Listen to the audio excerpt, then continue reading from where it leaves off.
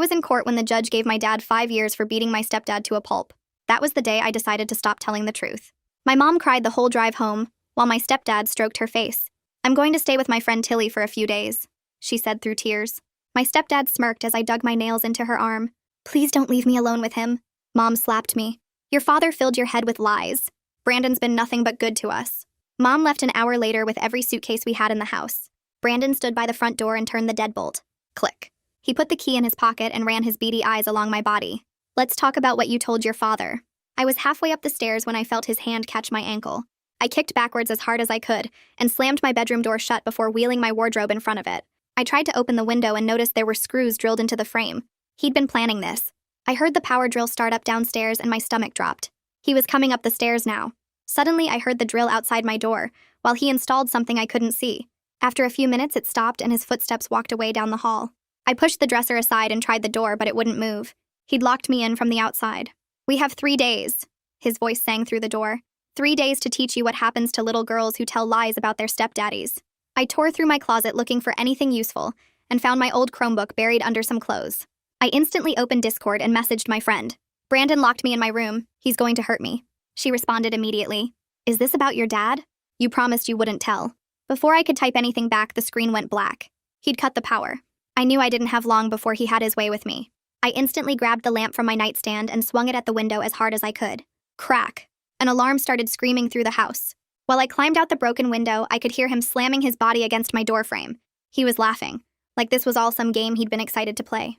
The door crashed open, but I didn't look back. I shimmied sideways along the ledge, barely making my way towards the bathroom window. Before Brandon could figure out what was going on, I grabbed the frame and hit the tile floor hard. There was a small window above the toilet, and I locked the door, and just as Brandon made it the door. "I tried to be patient while your dad ruined everything," he screamed over and over. "But now he's gone." The bathroom door exploded inward, and he grabbed my ankles, pulling me back. I screamed and clawed at the window frame until my fingernails bent backwards and broke. He was pulling so hard that he slipped, and suddenly I was sliding through, falling into the bushes below. I had so much adrenaline in my body that I didn't even care about the pain. I just forced myself up and started running toward our neighbor Miss Apple's house. I looked back once and saw Brandon walking out the front door, like he had all the time in the world because he knew I couldn't get far. His hand was in his jacket pocket, wrapped around something I couldn't see. Miss Apple's porch light turned on and the door opened. "Help!" I tried to scream, but it came out as barely a gasp. "Honey, come back inside." Brandon's voice was sickly sweet. Miss Apple stepped onto her porch looking worried. "Oh my goodness, what happened to you, dear?" I collapsed onto her lawn, unable to stand anymore. "He locked me in my room. He's going to hurt me. Please call 911. Brandon knelt down beside me with perfect concern arranged on his face. "Miss Apple, I'm so sorry about this. She's been having episodes since her father went to prison." He pulled out his phone and showed her dozens of fake text messages from my mom. Her mother warned me she might try something like this. She's been self-injuring, making up stories about people. We thought giving her some space would help. "She's been hurting herself and blaming others," Brandon said with this sad, understanding voice. "It's a cry for help. We've been trying to get her the support she needs." Miss Apple was already helping him lift me up off her lawn, and I tried to pull away, but she was holding my arm now, believing every word he said. "Sweetheart, you're bleeding all over the place. Let's get you inside and call your mother right away." "Thank you so much," Brandon said as he picked me up like I weighed nothing. "I'll take her home and get her cleaned up." Next thing I knew, we were back inside the house. Brandon set me down on the couch and got the first aid kit from under the sink, started cleaning the cuts on my hands with alcohol that burned like fire. "You're going to keep quiet from now on. No one's here to protect you." He reached under the couch and his hand came back up holding rope. 3 days is a long time to be locked in here with me. He grabbed both my wrists and started wrapping the rope around them, but I bit down on his hand as hard as I could, tasting copper and blood. His hand jerks back from my teeth and I taste his blood in my mouth as he stumbles backward, cursing. I scramble away from him on the couch, my heart hammering so hard I can barely breathe, and I see him looking at his bleeding hand with this expression that's half shock and half something darker. For a second, he just stares at the bite marks, at the blood running between his fingers, and I think maybe he didn't expect me to fight back at all. His face is red and twisted, and I'm waiting for him to grab me again, to hit me, to do something violent. But then something changes in his eyes, and it scares me more than his anger did. Brandon's face shifts from rage to this cold calculation that makes my stomach drop, and he takes a slow breath like he's forcing himself to stay calm. He wraps his hand in his shirt, and the white fabric turns red almost instantly, but he doesn't even wince. When he speaks, his voice is creepy soft, like he's talking to a small child who doesn't understand. He says we need to talk about boundaries and consequences, like I'm the one who did something wrong by biting him when he was trying to tie me up. The way he says it makes my skin crawl because it sounds so reasonable, so practiced, like he's been planning what to say in this exact situation. I force myself to nod, and my voice comes out small and shaky when I tell him I'll listen. I'll do whatever he wants. Just please don't hurt me. I'm watching his body language for any sign he's about to grab me again, studying the way his shoulders are tight and his jaw keeps clenching even though his voice stays soft. He seems to buy my fake compliance and sits down in the armchair across from me, still holding his bleeding hand wrapped in the shirt. I notice he keeps glancing at the rope on the floor, like he's deciding whether to use it right now or wait. My whole body is tense and ready to run even though I know there's nowhere to go, and I'm trying to figure out what he wants to hear. He starts talking about respect and trust in this rehearsed way that sounds totally fake, like he memorized a script about healthy family relationships. While he's going on about how much he's done for me and Mom, I hear him pick up his phone from the coffee table. He calls my mom on speaker and she answers right away, her voice already shaky like she's been crying this whole time. Brandon tells her I'm having another episode, that I attacked him and hurt myself trying to break windows, and I can hear her crying harder and saying she knew this would happen. His voice is so calm and sad as he describes my behavior, and I'm sitting there with my mouth open because every word is a lie. I try to yell that he's lying, that he locked me in and tried to tie me up, but he talks right over me in a louder voice. He tells Mom I'm hysterical and he thinks I need professional help, maybe inpatient treatment where I can be monitored. Mom's voice breaks as she says she'll stay with Tilly a few more days to give me space to calm down, and that's when I realize they planned this whole thing together before she even left. She knew he was going to do this and she left me here anyway. After he hangs up, I'm shaking so hard my teeth are chattering, but I force myself to think. I tell him my hand really hurts and I need to use the bathroom, making my voice small and defeated like I've given up completely. He studies me for a long moment and I can see him trying to decide if I'm faking, if this is some kind of trick. Finally, he nods, but he follows me to the bathroom and stands right outside the door, and I know he's not going to give me any real privacy. I close the door most of the way, but it doesn't latch and I can see his shadow in the crack. While I'm in the bathroom, I spot a tiny shard of glass on the floor near the shower, probably from when I broke the window earlier and climbed through. I palm it carefully, feeling the sharp edges cut into my skin a little, and I tuck it into my sock as quietly as possible. The glass presses against my ankle and it hurts, but it's the first thing that's felt like hope since he dragged me back inside. When I come out, Brandon is waiting in the hallway and he walks me toward my bedroom. He shows me the new lock he installed on my bedroom door from the outside, this heavy-duty deadbolt with a key he keeps in his pocket. He says very casually that I'll be staying in my room for the next 3 days until I learn my lesson about lying and causing trouble. The way he says 3 days makes my stomach drop because he's been planning this down to the exact timeline, thinking through every detail. He opens the door and gestures for me to go inside, and I have no choice but to walk into my own room like it's a prison cell. The second I'm through the doorway, I hear the deadbolt slide into place with this solid metal sound. I'm alone now, and I wait until I hear him go downstairs, his footsteps getting quieter. Then I pull out the glass shard from my sock and use it to scratch a message under my dresser, where it won't be seen unless someone moves the furniture. My hand is shaking so bad the letters come out messy, but I write the date, the time, and locked from outside by Brandon, in tiny letters. It feels like leaving a trail for whoever might find me later, like I'm creating proof that this really happened. Hours pass and I sit on my bed trying not to panic, trying to think of what to do next. Eventually, I hear the deadbolt slide open and Brandon brings me a sandwich and water, setting the tray down just inside the door while watching me carefully. He asks questions about my dad and what exactly I told him, and I mirror his calm tone and tell him what he wants to hear. I say I made it all up because I was angry about the divorce, that Dad didn't do anything wrong and neither did Brandon. The lies taste bitter, but I force them out because I need him to think I'm broken, that his plan is working. He leaves me alone again, and I wait until his footsteps fade down the hallway before I dig through my desk drawer looking for anything useful. I find an old pen that still has some ink, and I press the tip against my palm, writing the words, "Help, locked," in shaky letters that barely stay straight. My hands won't stop shaking, and the letters come out messy, but they're readable enough that someone might see them if I get a chance to show anyone.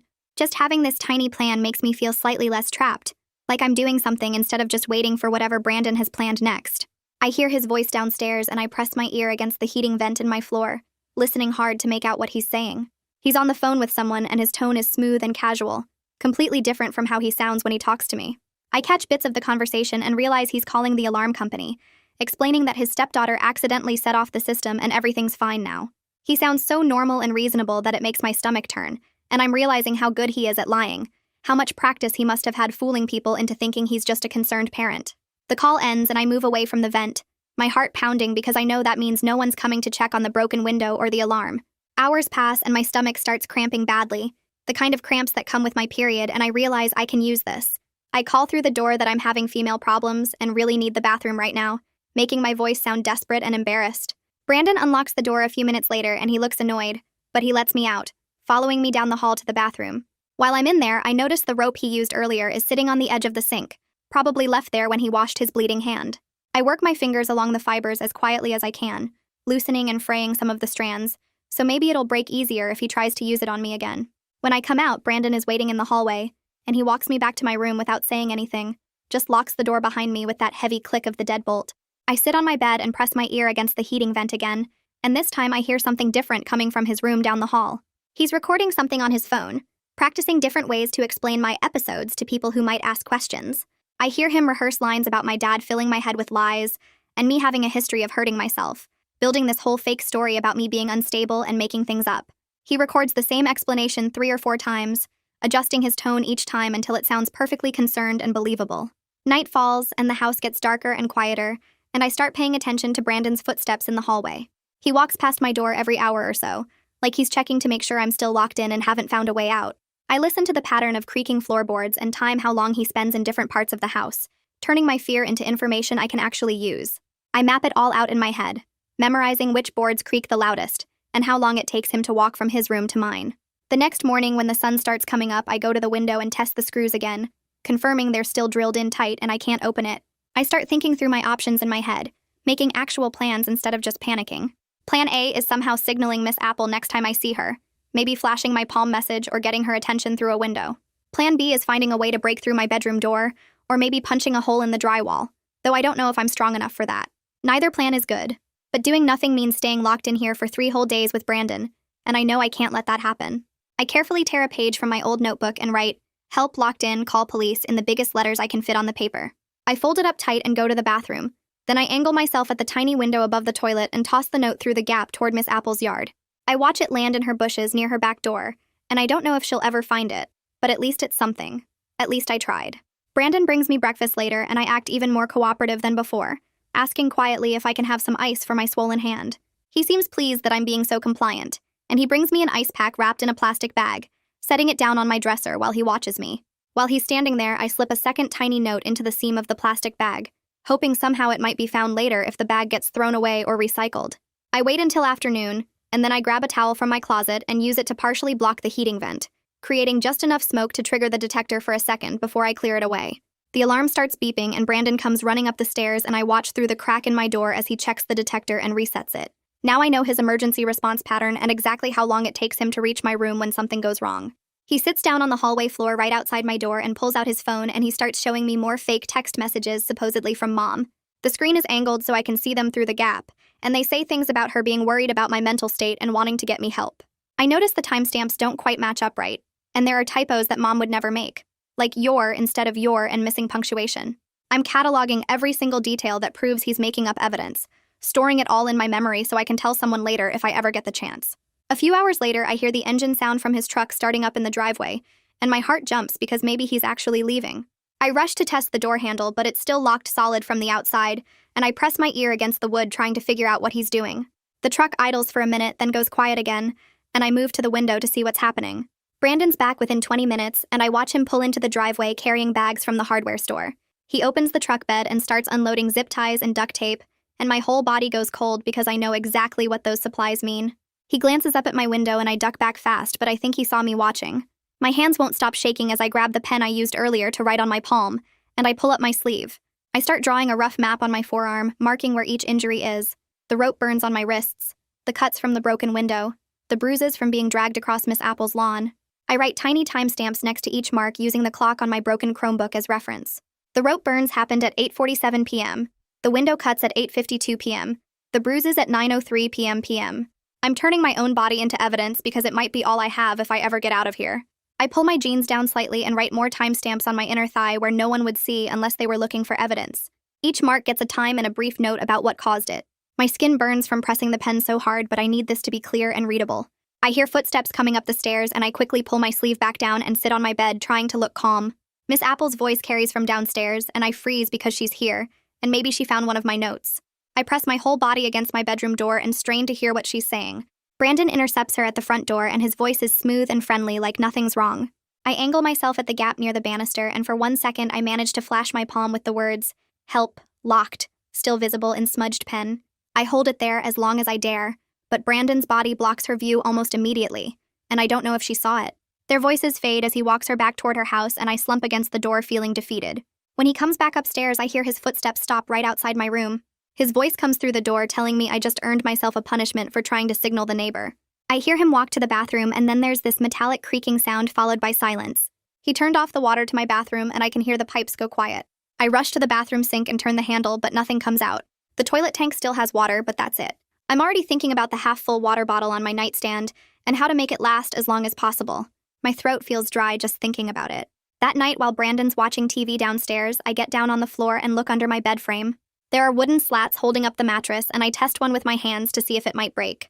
I work as quietly as possible, applying pressure to the weakest-looking slat, and moving so slowly it takes 2 full hours to get it to snap without making noise.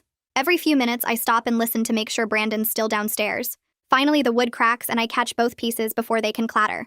I hide the longer piece under my mattress near the headboard where Brandon wouldn't see it even if he searched the room. Now I have something that could work as a pry bar, and the small victory helps push back the panic that's been building in my chest. I test the weight of the wood in my hand, and it feels solid enough to use as a tool, or maybe even a weapon if I get desperate enough. I watch through the crack under my door as the hallway light creates shadows of Brandon's feet moving back and forth. He sits down on the couch, and I can see the shadow pattern of his legs stretched out. I time his breathing by the slight movement of his shadow, and after about 40 minutes, I recognize the deeper rhythm that means he's dozing off. It's 3 a.m. according to the clock on my dead Chromebook, and I'm wide awake cataloging his patterns like I'm studying a dangerous animal. I notice he shifts position every 12 to 15 minutes, even when he's sleeping. His phone alarm goes off at 3:30 a.m., and I hear him get up to check something, then go back to the couch. I'm gathering information about every habit and weakness because that's the only control I have right now. Using my makeshift pry bar, I start working on the interior door hinges as quietly as possible. The pins are old and slightly rusted, which actually helps because they're easier to loosen. I work millimeter by millimeter over the next hour, applying gentle pressure and stopping whenever I hear any sound from downstairs. I leave everything looking normal from the outside, but now I know I could potentially lift the whole door off its hinges if I get desperate enough. Having an escape route planned makes the walls feel less like a cage, even though I'm still trapped. Brandon's phone rings downstairs, and I hear Mom's voice on speaker. She's crying, and her words are all broken up with sobs. I press my ear against the heating vent to hear better, and catch her saying something about not being able to handle this. Brandon's voice is calm and understanding as he responds to her. Then I hear Mom say the words that make my stomach drop. She's crying and says she can't do this anymore, and asks him not to make her choose between the two of us. The words hit me like a physical blow because she already chose him when she packed every suitcase and left me here alone. I have to swallow down the grief and anger because I can't afford to fall apart right now. I need to stay focused on getting out of here alive. My eyes burn, but I force myself not to cry because crying won't help anything. I pull out a few strands of my hair one at a time, trying not to make it obvious. I slide them under the door gap as far as they'll go, then I blow gently and watch them move with the air current from the hallway. The hall lights are still on, and I can see the microscopic gap between the door and the floor. I'm gathering information about every possible weakness in this room, every tiny opening that might be useful later. The gap is maybe a 1/4 inch at most, but it's something. I test different spots along the door bottom and find the widest point is near the hinge side. Before sunrise, I hear Brandon's footsteps coming up the stairs and the sound of his power drill starting up. I peek through the crack in my door and see him installing something on the wall right above my door frame. When he finishes and steps back, I can see it's a security camera with a blinking red light pointed at my door. But I notice the red light isn't actually on. It's just a reflection from the hallway light hitting the plastic lens. There's no wire running from it to anywhere, and the mounting bracket looks cheap. He's trying to intimidate me with a fake camera, and the fact that I caught his trick gives me a tiny bit of confidence back. I know he's watching and planning, but I'm watching and planning too. The next morning, Brandon unlocks my door and stands there watching me with his arms crossed. He tells me I can use the bathroom for 5 minutes and points at his watch like I'm some kind of prisoner on a schedule. I shuffle past him and lock the bathroom door behind me, my hands still shaking from everything that happened yesterday. The glass shard is still tucked in my sock from last night, and I pull it out carefully while the water runs in the sink to cover any sounds I might make. I work the shard under the corner of the window screen where I noticed a screw yesterday, twisting and prying as quietly as possible. The metal is old and the screw threads are stripped in places, which actually helps because it turns easier than I expected. I keep glancing at the door, listening for Brandon's footsteps, and my heart pounds so hard I can feel it in my throat. After what feels like forever, the screw comes loose and drops into my palm. I close my fingers around it and feel the sharp threads dig into my skin. The screen is loose now on one corner, and when I test it gently, it moves about an inch away from the frame. If I can get the other screws out, I might be able to remove the whole screen and actually open this window, which is smaller than my bedroom window, but I think I could fit through if I had to. I palm the screw and tuck it into my sock with the glass shard, then flush the toilet and wash my hands like nothing happened. Brandon's knocking on the door telling me my time is up, and I take one last look at the loose screen corner before I open the door. He walks me back to my room and locks me in again without saying anything, and I hear his footsteps go downstairs. I sit on my bed and pull out the screw to look at it properly. It's small but solid, maybe half an inch long, and just holding it makes me feel like I have some kind of control. I'm building options piece by piece, little things he doesn't know about that might save me later. An hour passes and I hear Brandon's voice downstairs on his phone. I press my ear against the heating vent and his words drift up through the metal. He's talking to someone about a welfare check and he sounds annoyed, saying something about nosy neighbors who don't mind their own business. My chest gets tight because Miss Apple must have called someone after all. Maybe she did see something when I tried to signal her, or maybe she's just worried because she hasn't seen me around. Brandon's voice has this edge to it that wasn't there before, like he's actually nervous about something. He tells whoever's on the phone that everything's fine, and his stepdaughter is just grounded for lying to her father. The way he says it sounds so reasonable and normal that it makes me sick. I feel this weird mix of hope and fear because if someone's checking on me, that's good, but I also know how well Brandon can lie. He performed perfectly for Miss Apple yesterday, and he'll do the same thing for whoever shows up. I need to figure out how to make them see the truth, how to show them the lock on my door, or get them to hear me somehow. My mind races through possibilities, but none of them seem good enough. 2 hours later, I hear a car pull up outside, and through my window, I see a police cruiser park in front of our house. My whole body floods with this desperate energy, and I start banging on my floor with both fists as hard as I can. I'm screaming for help over and over, my voice getting raw and hoarse, and I know the police are right downstairs and they have to hear me. But then the TV downstairs suddenly blasts on so loud that the bass vibrates through the entire house. The sound is so overwhelming it drowns out everything else, and I keep screaming anyway, pounding on the floor until my hands hurt. I can hear muffled voices downstairs, men's voices that must be the officers, and Brandon's smooth responses that I can't make out over the TV noise. I press my ear to the floor trying to hear anything useful, but the TV is too loud. After maybe 10 minutes, the voices stop and I hear the front door close. I scramble to my window and watch the police cruiser pull away from the curb, and my legs just give out. I collapse against my door and slide down to sit on the floor. They were 10 feet away from me, maybe less, and they couldn't hear me screaming. Brandon's footsteps come up the stairs and stop outside my door. He doesn't say anything, but I can feel him standing there, and then he walks away. The TV volume goes back to normal and the house gets quiet again. Requested Reds is on Spotify now. Check out link in the description or comments. I force myself to stand up even though my whole body feels heavy and wrong. I need to do something. Anything. Because waiting for rescue clearly isn't working. I find a piece of paper in my desk drawer and a pen that's almost out of ink, and I start writing everything down in the smallest letters I can manage, so I can fit more words on the page. I write the brand name of the lock Brandon installed. It's called a Master Lock Barrel Bolt, and I describe exactly where it's mounted on the outside of my door frame. I write out the timeline starting from when Mom left, when Brandon locked me in, when I broke the window and he dragged me back. I describe the fake text messages he showed Miss Apple and how he rehearsed his stories on voice memos. My hand cramps up from writing so small, but I keep going, filling both sides of the paper with every detail I can remember. When I'm done, I fold it tight into a small square and wait for my next bathroom break. Brandon lets me out an hour later and I palm the note while I walk to the bathroom. I lock the door and climb onto the toilet to reach the small window above it. The window doesn't open, but there's a gap at the bottom where the seal is broken, maybe half an inch of space. I fold the note even smaller and push it through the gap, watching it flutter down toward Miss Apple's yard. It lands closer to her back door this time, right near her recycling bins, and I'm just praying she finds it, or at least one of these notes I've been leaving. Brandon bangs on the door and tells me to hurry up, and I flush and wash my hands with my heart racing. When I come out, Brandon grabs my arm and pulls me toward the bathroom instead of back to my room.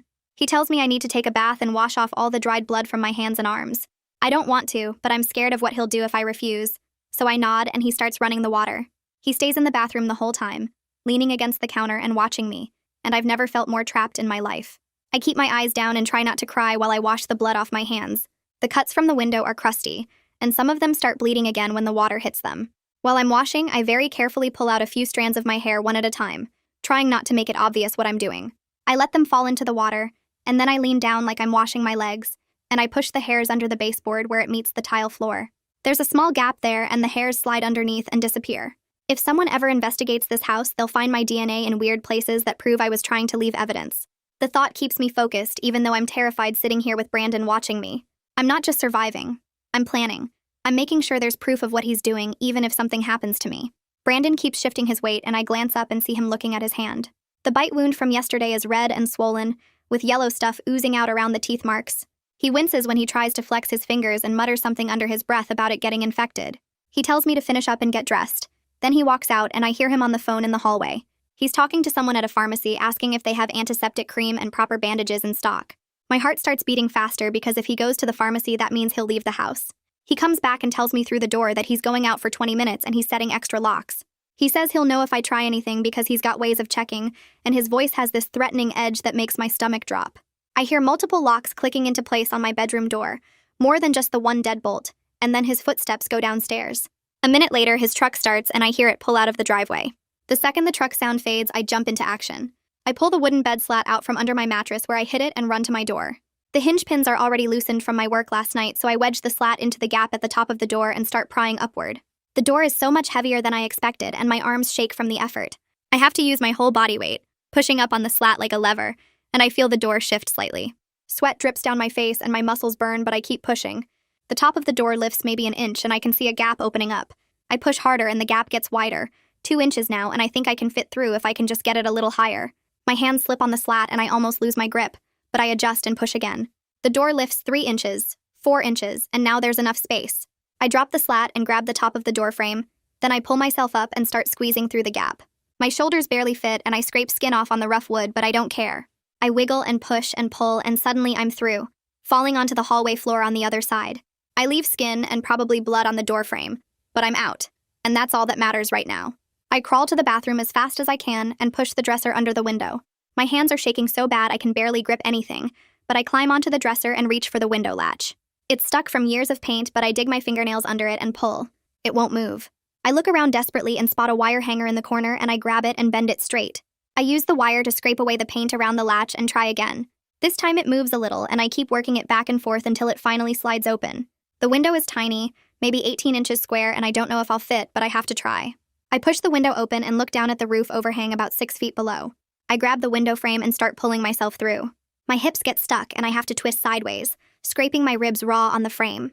The pain is sharp and bright, but adrenaline pushes me through it. I wiggle and push, and suddenly I'm sliding through, falling toward the roof. I hit the shingles hard, and they're rough and hot from the sun. I slide down the slope trying to slow myself, but I'm moving too fast, and then I'm falling again, dropping into the bushes below. Thorns cut my arms and legs, and branches scratch my face, but I'm outside. I'm actually outside, and I force myself to stand up even though everything hurts. I run toward Miss Apple's house, staying low and moving as fast as I can. My side gate leads to her yard, and I push through it, my breath coming in painful gasps. Then I see them, and my heart just sinks. Both of my notes are sitting in Miss Apple's recycling bin, crumpled up with junk mail and old newspapers. She never saw them. She never even knew I was trying to reach her. I'm fighting back tears because all that effort, all that risk, and she just threw them away with the trash. Then I hear it. Brandon's truck turning onto our street. The engine sound is unmistakable, and I know I have maybe 60 seconds before he gets back to the house and realizes I'm gone. My whole body goes cold, and I run to Miss Apple's back door. I bang on her door with the pattern I remember from when we used to play games when I was little. 3 fast knocks, 2 slow, 3 fast. It was our secret code, and I'm praying she remembers. The door opens, and Miss Apple stands there looking confused, and I shove my forearm right in her face. The injury map I drew is still there, the timestamps and locations marked in pen on my skin. I'm gasping out words about Brandon locking me in and the exterior deadbolt, and please call 911 right now, my voice breaking and desperate. Miss Apple's expression shifts from confusion to horror as she reads the marks on my arm and sees the cuts and bruises covering my body. She pulls me inside and locks the door behind us. Miss Apple grabs her phone and dials 911, putting it on speaker while she guides me away from the front door. I'm trying to catch my breath, and my whole body won't stop shaking. The dispatcher answers, and Miss Apple explains there's an emergency, that her neighbor's stepdaughter just escaped from being locked in her room and is injured. Through the front window, I see Brandon's truck coming around the corner really slow, and he stops in the middle of the street when he sees my bedroom window is empty. Miss Apple notices me staring and quickly pulls the curtain closed. Then she locks her front door and slides the chain across. We move toward her back room, and I collapse into a chair because my legs finally give out. The dispatcher is asking questions, and Miss Apple hands me the phone, and I force myself to speak, even though my teeth are chattering so hard I can barely form words. I tell the dispatcher my stepdad locked me in my room with an outside lock and was going to hurt me, that I had to break a window to escape. The dispatcher says officers are on their way and to stay on the line, and just hearing that help is actually coming makes something break loose inside me. I'm shaking so bad the phone almost falls out of my hand, but Miss Apple steadies it and stays right next to me. She brings me a blanket and wraps it around my shoulders, and for the first time in hours, someone is treating me like I'm telling the truth instead of making things up. The dispatcher keeps asking me questions about my injuries and whether I'm in immediate danger, and I describe the cuts on my hands and the rope burns on my wrists. Miss Apple looks at my wrists, and her face goes pale when she sees the marks. There's a knock on the front door, and Brandon's voice comes through, all concerned and friendly sounding. He calls out that his stepdaughter is confused and really needs her medication, that she's been having episodes and he's worried about her safety. Miss Apple looks at me, and I shake my head as hard as I can, mouthing the word no over and over. She walks to the front door but doesn't open it, and she tells him through the wood that the police are already on their way and he should wait at his own house. Brandon's voice changes just a little, gets this edge to it, and he says he needs to get some paperwork to show the officers about my medical history. Miss Apple doesn't answer, and after a minute I hear his footsteps going back down her porch steps. The dispatcher tells us to stay inside with the doors locked until officers arrive, and Miss Apple double-checks all her locks while I sit there wrapped in the blanket. My hands won't stop shaking, and I keep looking at the front window expecting to see Brandon's face pressed against the glass. Miss Apple sits down next to me and asks if I want some water, and I nod because my throat is so dry I can barely swallow. She brings me a glass and I drink it too fast, water spilling down my chin because I can't hold the cup steady. 2 police cars pull up outside and I see the officers getting out, and Miss Apple opens the door before they even knock. They come inside and one of them starts talking into his radio, while the other one kneels down in front of me. I force myself to speak clearly even though I'm crying now, and I hold out my wrist to show the rope marks. I tell them about the exterior lock on my bedroom door, and how Brandon installed it while I was inside. How he said we had 3 days and he was going to teach me a lesson. The officer writes everything down in his notebook and asks me specific questions about what time things happened and exactly where the lock is located. I describe how Brandon showed Miss Apple fake text messages from my mom and rehearsed his story about me having episodes, and I can see both officers taking me seriously as they write. The second officer asks if I have any other injuries, and I show them my hands with the cuts from the broken window, my scraped ribs, my broken fingernails. They take photos with their phones and document everything, and one of them calls for an ambulance. But I say I don't need one right now. I just need them to see the lock on my door. Miss Apple confirms that Brandon tried to take me back to the house earlier, and that she saw my injuries when I showed up at her door. A detective arrives about 10 minutes later and introduces himself as Logan Ware. He says he was the one who took the welfare check call earlier today, and now he's following up because the situation has changed.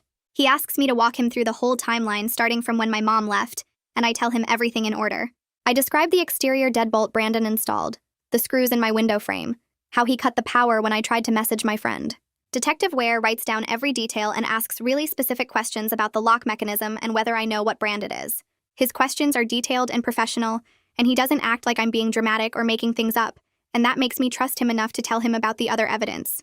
I explain about the message I scratched under my dresser with the date and time, about the hair I hid under the bathroom baseboard, about the injury map I drew on my arm with timestamps. He leans forward and looks at my forearm where I wrote the locations and times of each injury, and he photographs it with his phone. He tells me this kind of documentation is really helpful for building a case, and I feel like all my careful planning is finally paying off. The officers ask if I can show them the lock at my house, and Detective Ware says he'll come with us to document everything. Miss Apple offers to come too, and I'm grateful because I don't want to go back there alone even with police. We walk next door, and Brandon's truck is gone from the driveway, and I feel this weird mix of relief and fear about where he went. The officers go in first and check to make sure the house is empty, then they call us inside. I lead them upstairs to my bedroom and point at the heavy-duty deadbolt installed on the outside of my door. One officer photographs it from multiple angles while the other one examines how it's mounted to the door frame. Detective Ware asks me questions about when Brandon installed it and whether I heard him drilling, and I describe hearing the power drill and how long it took. They document the loosened hinge pins where I tried to escape, the broken window with glass still on the floor, the message I scratched under my dresser. An officer carefully moves the dresser and photographs the scratched words with the date and timestamp, and seeing them treat my room like an actual crime scene makes everything feel more real. They bag the exterior lock as evidence after photographing it in place, and Detective Ware makes notes about the window screws and the alarm system. I tell them I need to go to the emergency room to get my injuries officially documented, and Detective Ware agrees right away. He says he'll arrange transport, and that having medical records will be important for the case. Miss Apple squeezes my hand before I leave and apologizes for not seeing my notes earlier, for not realizing something was wrong. I tell her it's okay because she believed me when it really counted, when I showed up at her door covered in blood and scratches. She starts crying and says she should have paid more attention, should have noticed the signs. One of the officers drives me to the hospital while Detective Ware stays at the house to finish documenting evidence. At the ER, they take me back pretty quickly once I explain why I'm there. The nurse is gentle and matter-of-fact as she photographs every single injury. She documents the rope burns on both wrists, the cuts on my palms from the broken window, the scraped skin on my ribs from squeezing through the small opening, my broken fingernails from clawing at the window frame. She asks me to describe exactly how each injury happened, and I walk through the whole timeline again while she takes notes. She measures the rope marks and notes their depth and pattern, photographs the bruises forming on my ankles where Brandon grabbed me. The whole process takes over an hour because she's so thorough, and I'm glad because I want everything documented. She cleans and bandages the worst cuts and gives me something for the pain. Then she says someone from Victim Services is coming to talk to me. A woman named Opal Sellers comes into my room and introduces herself as a victim advocate. She sits down and explains what happens next in a calm, clear way. She talks about the police investigation and how long it usually takes, about CPS getting involved to make sure I'm safe, about safety planning and protective orders. She explains that there might be criminal charges against Brandon depending on what the investigation finds, and that I have rights throughout this whole process. She mentions temporary placement options since I can't go home right now, and discusses what a protective order means and how it works. I'm trying to absorb all this information while I'm exhausted and everything hurts, and Opal seems to understand because she writes down the main points for me to read later. She gives me her card and says I can call her anytime with questions, and she'll help me navigate all the systems and paperwork. She talks about my rights during interviews and court proceedings if it comes to that, and about counseling services that are available. Having someone explain everything in plain language helps me feel slightly less lost. Detective Ware comes back to do a more thorough interview, and I tell him absolutely everything. I describe the exact brand of the lock because I saw the package in the trash. Explain how Brandon called to cancel the alarm service appointment. Tell him about the voice memos I heard Brandon recording where he practiced different stories. I mention the fake text messages he showed Miss Apple and how the timestamps didn't match up right. Detective Ware writes it all down in his notebook and types notes into his phone, and he tells me that specific details like lock brands and phone records really help build a strong case. I explain about the injury map I drew on my body with timestamps, about throwing notes out the bathroom window trying to reach Miss Apple. He asks if I remember approximately what time each major event happened, and I do my best to give him accurate times. He seems impressed that I documented so much and tells me that kind of evidence makes a huge difference in these situations. I feel like everything I did to leave a trail and gather proof is finally being taken seriously, instead of dismissed. I pull out my phone and try calling Mom, but it goes straight to voicemail. I take a breath and leave a message in the calmest voice I can manage, asking her to please call me back and saying that I've contacted CPS myself. I don't accuse her of anything or let my voice break. I just state the facts about what happened and that I need her to call. When I hang up, Opal nods and says that was exactly the right approach, that staying calm and factual is better than getting emotional or accusatory. She says Mom is more likely to engage if I don't put her on the defensive right away, even though I have every right to be angry.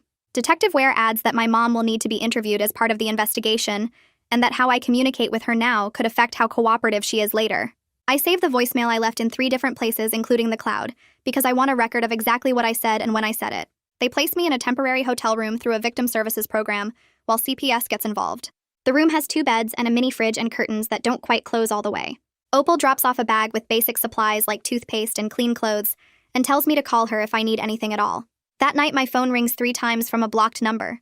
Each time I stare at the screen and my thumb hovers over the answer button, but I don't press it. Opal told me not to answer any calls I don't recognize, so I let them all go to voicemail. Brandon doesn't leave messages. Just having that boundary, that choice to not answer, feels like a tiny bit of control I didn't have before. I save screenshots of the blocked calls with timestamps in case they matter later. The next morning, a CPS caseworker named Phyllis Chambers calls at 8:30. Her voice is flat and businesslike as she asks about my living situation and family history. She wants to know where I've been staying, who I've been living with, if there's other family who could take me. I answer each question as clearly as I can, even though my throat feels tight. She's professional but not warm. Not mean either. Just doing her job. She schedules an in-person meeting for the next day at 2 p.m. She explains this is standard procedure for cases involving parental neglect. The word neglect hits different from abuse or danger.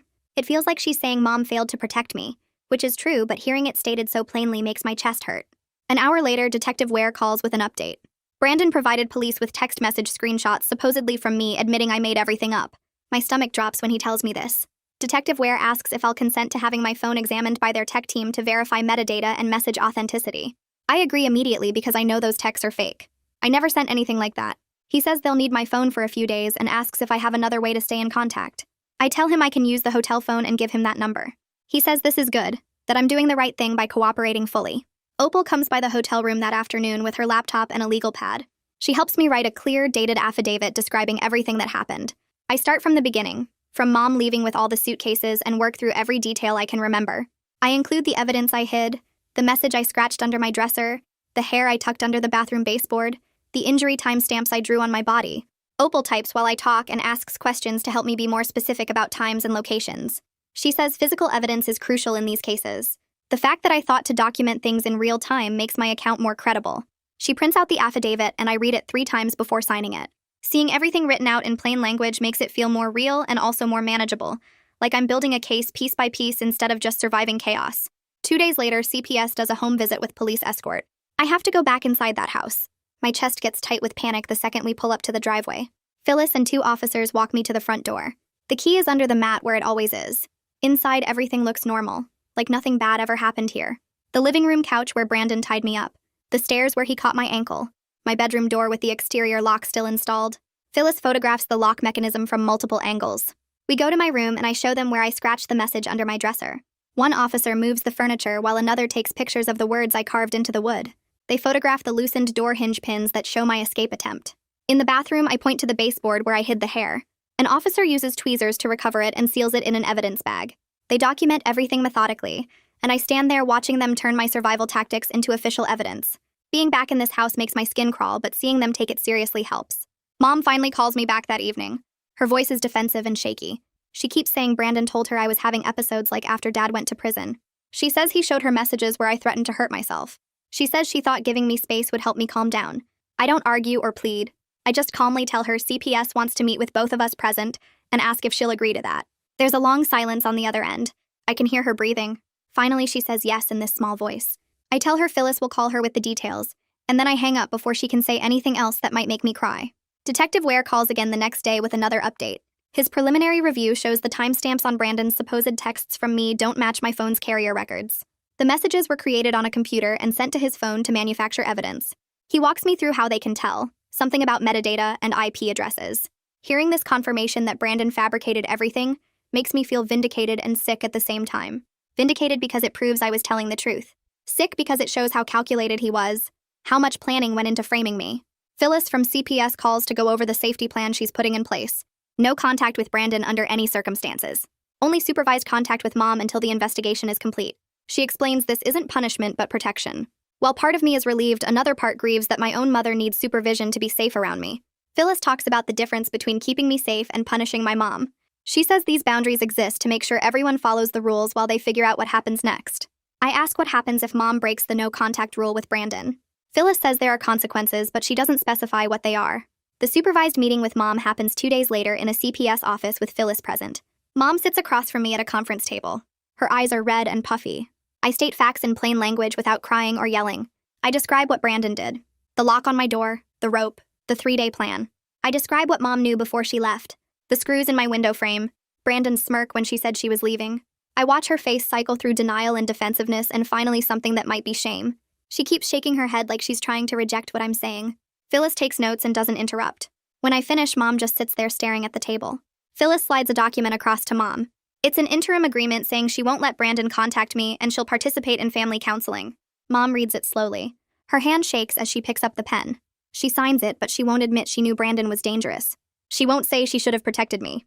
It's not the apology or accountability I wanted, but Phyllis says it's a start. After Mom leaves, Phyllis tells me that progress in these systems is measured in small, frustrating steps. She says I should feel proud that I got this far. I nod, but I don't feel proud. I just feel tired and empty, like I used up everything I had just to get Mom to sign a piece of paper that says she'll do the bare minimum to keep me safe. Detective Ware calls 2 days later with news about the warrant. A judge signed off on searching Brandon's phone and computer because the fake text messages show he planned everything ahead of time. He walks me through what they're looking for. Things like when the messages were created and what programs he used to make them. The tech team needs a few weeks to pull everything from the devices and build a timeline.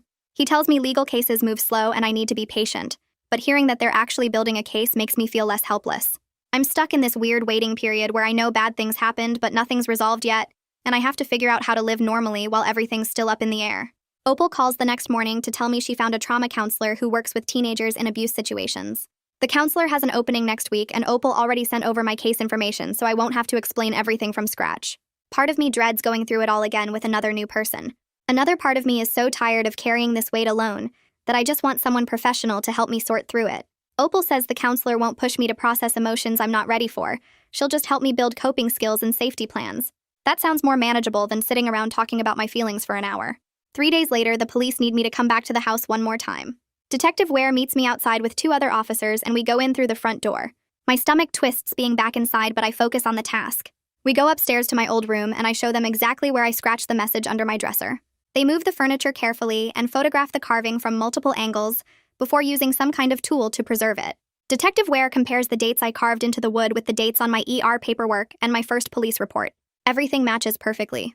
He says this kind of proof that I was documenting things while they were happening is really powerful evidence because it shows I wasn't making things up later. Seeing them treat my desperate scratches like important evidence makes me feel validated in a way I didn't expect. A week goes by before Phyllis calls with an update about Mom. CPS and mom's lawyer put pressure on her to hand over her actual phone, so the carrier can pull complete message records. Phyllis explains this is a big deal because it means mom is starting to accept that Brandon faked evidence, even if she won't say out loud that she put me in danger. I don't feel relieved exactly, more like I'm watching someone slowly wake up from denial. It's progress, but it's not the same as mom actually admitting she knew Brandon was dangerous and left me with him anyway. Phyllis reminds me that people move through acceptance at their own pace, and I shouldn't expect too much too fast. 3 weeks after I escaped, Detective Ware calls with the news I've been waiting for. They have enough evidence to charge Brandon with unlawful restraint and tampering with evidence. The DA is reviewing everything to decide about prosecution. He warns me that legal processes take months and nothing's guaranteed, but this is real movement forward. He says I should feel good about how carefully I documented everything, because that's what made building this case possible. Hearing that my desperate evidence gathering actually mattered makes me want to cry with relief. The court grants a temporary protective order that requires Brandon to stay at least 500 feet away from me at all times. CPS decides the hotel placement isn't stable enough long-term, so they move me to a foster family with experience handling trauma cases. The foster mom's name is Larissa Turner, and she meets me at the CPS office before the placement. She's probably in her 40s with gray hair and this calm way of talking that doesn't feel fake. She tells me her house rules are simple and she won't push me to share anything I'm not ready to talk about. Her house is small but clean, and she shows me to a bedroom that's just mine. Having my own space with a door that locks from the inside makes me feel safer than I have in weeks. My first counseling session happens 4 days after I move in with Larissa. The counselor's office is in a medical building, and the waiting room has magazines and a fish tank. When she calls me back, I have to walk through everything again, describing what Brandon did and how I got out. My voice shakes, and I have to stop a few times, but I get through it. She doesn't try to find silver linings or tell me everything happens for a reason, which I appreciate because I'm sick of people acting like trauma teaches you lessons.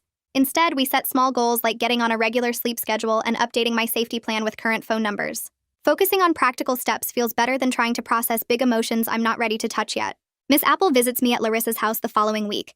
Larissa lets her in and gives us privacy in the living room. Miss Apple sits down and apologizes again for not finding my notes sooner and for believing Brandon's lies that first night. Then she tells me something that makes my chest tight. She agreed to be a witness about the moment I tried to signal her through the banister. She says she did see the message written on my palm, but Brandon moved so fast to block her view that she thought she imagined it. Knowing she actually saw it validates that I did everything possible to get help. She squeezes my hand and says she'll never forgive herself for not acting sooner, but she's going to make sure everyone knows the truth now. After she leaves, I sit on Larissa's couch feeling this mix of gratitude and grief. That night, I open my phone and record a voice memo with today's date. I list everything that's happened so far, what's supposed to happen next with the DA and CPS, and who to call if Brandon tries to contact me or shows up anywhere. I include Detective Ware's direct number, Phyllis's office line, Opal's cell, and the protective order details. I save the memo in 3 different places, including the cloud backup. Having this factual record on my phone makes me feel prepared instead of just scared. It's like I'm building my own safety net, one piece of documented information at a time. If something happens, I won't have to remember everything in a panic, I'll just have to play the recording. That's all I've got. If you're still watching, I'm impressed and mildly concerned. But hey, you might as well subscribe at this point. It can't get much worse, right?